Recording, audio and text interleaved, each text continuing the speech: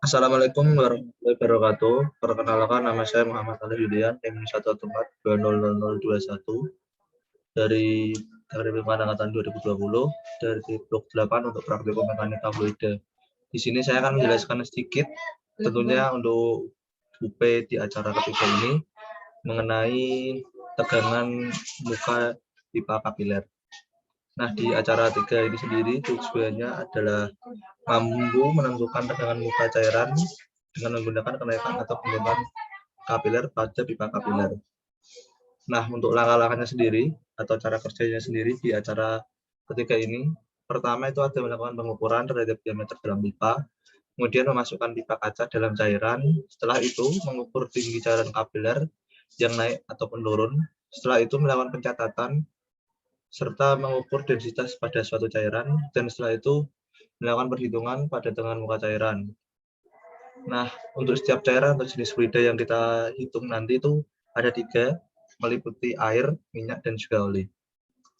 Nah, pada acara praktikum ketiga ini mengenai tegangan muka kapiler, di sini ada alat dan bahan yang berupa ada sampel fluida berupa air, kemudian sampel fluida minyak, dan sampel fluida oli, ada pipa kaca kapiler, kemudian ada penggaris, busur, untuk mengukur sudut dan ada kaca pembesar, serta piktometer dan glass beaker.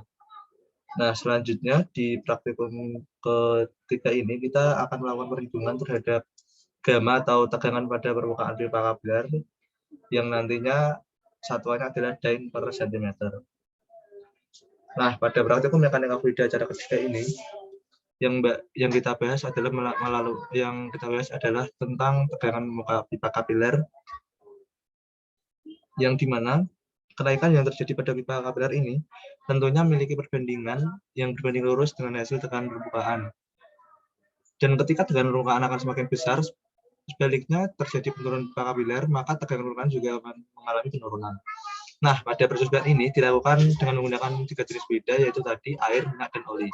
Kemudian metode yang digunakan untuk acara ketiga ini atau cara mekanisme kerjanya yaitu saat pipa kapiler dimasukkan ke dalam cairan, kemudian akan membasahi dinding, sehingga menyebabkan cairan tersebut itu akan naik ke dalam pipa kapiler tersebut karena adanya tegangan muka.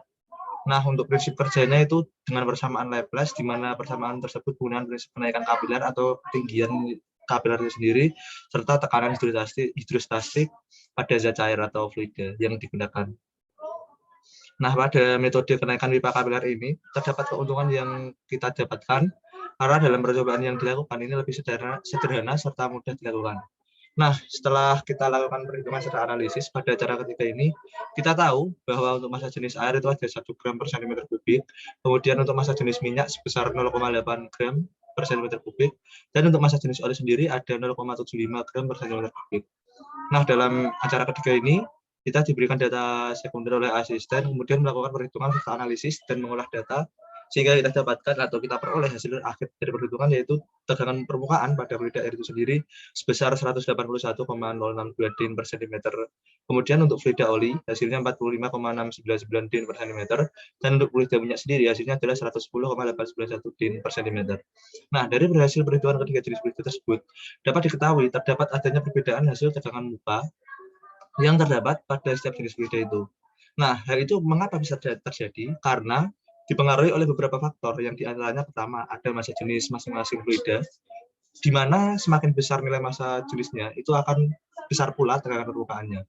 Kemudian ada faktor ketinggian suatu fluida, di mana suatu ketinggian fluida tersebut akan berbanding lurus dengan nilai akhir tegangan permukaan. Jadi begini, ketika ketinggian fluida itu semakin naik atau semakin tinggi, maka juga hasil tegangan permukaannya akan semakin tinggi. Selanjutnya ada besaran meniskus atau sudut yang dibentuk oleh pipa kapiler, di mana ketika nilai sudut semakin besar akan menjadikan nilai kos sudut yang terbentuk akan hasilnya semakin kecil. Begitu juga dengan nilai tegangan permukaannya semakin kecil.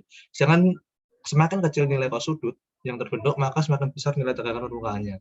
Nah, dari ketiga percobaan yang telah kita lakukan, ternyata terbentuklah meniskus cekung yang disebabkan oleh adanya gaya tarik-menarik antar molekul yang menuju ke bawah, yang kemudian mengakibatkan terjadinya perbedaan sudut tegangan yang dihasilkan. Nah, di acara ketiga ini, setelah kita mengetahui hasilnya, di mana setiap fluida tersebut yang kita uji cobakan terkait dengan tegangan mukanya itu sudah kita tahu berapa saja gamanya atau tegangan mukanya. Nah, di acara ketiga ini mengenai pengukuran tegangan permukaan, jika kita kaitkan di bidang lingkungan tentunya dapat kita lakukan atau kita lakukan dengan penerapan oil dispersion, di mana dispersion atau zat pendispersi suatu zat ini biasanya berupa surfaktan yang ditambahkan ke suspensi partikel padat atau suatu cairan untuk meningkatkan pemisahan partikel dan digunakan dalam menjaga pengendapan atau penggumpalan. Nah, kemudian prinsip kerjanya sendiri itu seperti dengan cairan pembersih dapur, di mana oil dispersion ini merupakan campuran pengemulsi serta sebagai pelarut pembantu memecah minyak menjadi tetesan kecil setelah tumpahan minyak tersebut. Nah, setelah itu minyak tersebut akan mengalami perubahan bentuk menjadi butiran yang lebih kecil sehingga akhirnya lebih mudah untuk terdegradasi oleh mikroba. Selain itu, metode yang bisa digunakan atau analis aplikasi yang bisa kita terapkan di jaringan itu sendiri adalah di bidang perindustrian, di mana dalam pengolahan limbah hasil dari industri juga harus kita tahu, kita kaitkan dengan metode tegangan muka kapiler itu sendiri. Demikianlah ujian praktikum atau UP yang dapat saya sampaikan untuk acara ketiga ini mengenai tegangan muka pipa kapiler. Sebelumnya saya mohon maaf jika masih banyak kekurangan atau kesalahan di dalam penyampaian UP kali ini. Wabillahi taufiq wal hidayah. Wassalamualaikum warahmatullahi wabarakatuh. Terima kasih.